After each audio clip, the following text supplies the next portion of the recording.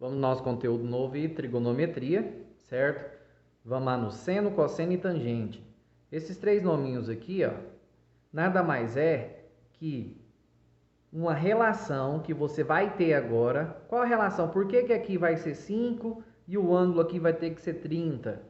Certo? Então, ó, agora a gente vai descobrir qual é a relação que tem o lado com o ângulo em um triângulo retângulo. E para a gente calcular é bem fácil, certo? Então vamos lá aprendendo aqui agora. Hipotenusa. Hipotenusa a gente já conhece. A hipotenusa é o valor de A, que sempre é o lado maior do triângulo retângulo e sempre vai estar frente a frente com o ângulo reto. Essa é hipotenusa. Esse nome não mudou, continuou sendo hipotenusa. Agora a gente tem que cateto oposto e cateto adjacente. São os catetos maior e menor, certo? Agora vai depender, ou seja, não é todo cateto maior que vai ser chamado de cateto oposto, não vai ser todo cateto menor que vai ser chamado de cateto adjacente. Depende do ângulo que você vai descobrir, vai trabalhar com ele, certo? Ó, vamos focar aqui no ângulo A agora aqui, ó. Nesse ângulo A. A hipotenusa, se fosse para a gente calcular o seno, a gente ia utilizar a forma cateto oposto dividido pela hipotenusa. A hipotenusa a gente já sabe, é o valor que vai estar aqui no lugar desse A. Agora, qual será o cateto oposto? Quando a gente fala oposto, oposto é o quê? O contrário, ou seja, cateto oposto é o que vai estar frente a frente com o ângulo que a gente está querendo descobrir, ó. É só você passar uma linha reta aqui, ó. O cateto oposto nosso é o B, certo? Então, o cateto oposto é o que vai estar frente a frente com o ângulo que você quer trabalhar. O cateto adjacente é o cateto, ou seja, é a linha que forma o ângulo que você está trabalhando. Ó. A linha que forma o ângulo, a gente não está trabalhando com o ângulo A, então a linha que está trabalhando aqui, a linha que vai formar o ângulo A é chamado de cateto adjacente.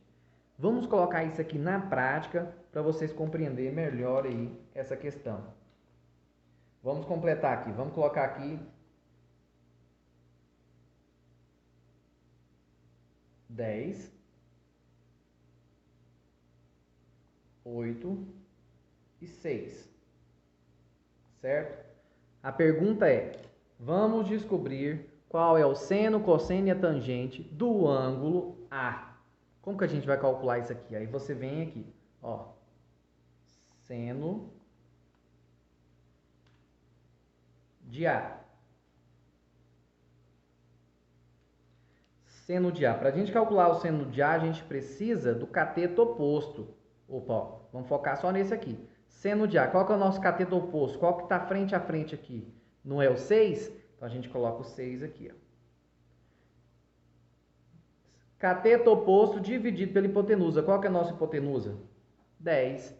Então a gente vem e coloca o 10 aqui de baixo. Você pode dividir 6 dividido para 10? Pode. Mas você pode simplificar. Ó, 6 é par, 10 é par. Divide por 2. Quanto que vai dar aqui? Ó? 6 dividido para 2, 3. 10 dividido para 2, 5. Chegou a uma fração irredutível. Qual que é o seno de A? 3 quintos. Certo? Agora, vamos calcular o cosseno de A. Ó, cosseno de A.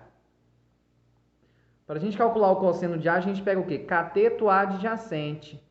Lembrando, cateto adjacente é a linha que forma o ângulo aqui que a gente está procurando, não é de A? Então, qual que é a linha que está formando ele aqui? É o 8. Então, a gente coloca o 8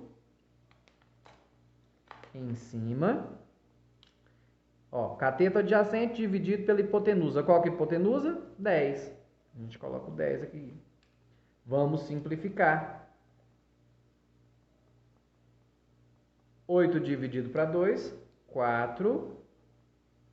10 dividido para 2, 5. 4 quintos. Qual que é o cosseno de A? 4 quintos. Agora vamos descobrir aí a tangente. Tangente de A. Cateto oposto. Qual que é o cateto oposto de A? Qual que é o ângulo aqui? Qual que é o lado que está frente a frente aqui? Que é esse ângulo que a gente está procurando aqui, que no caso é o A. É o 6. Então a gente coloca o 6 aqui. 6 sobre. Cateto adjacente. Qual que é a linha que forma aqui o ângulo A? 8. Então, é 6 sobre 8.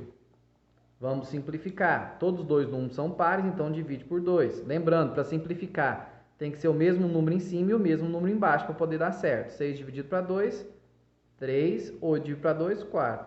3 quartos. Então, a gente descobriu o seno, cosseno e a tangente do ângulo A, certo? Agora,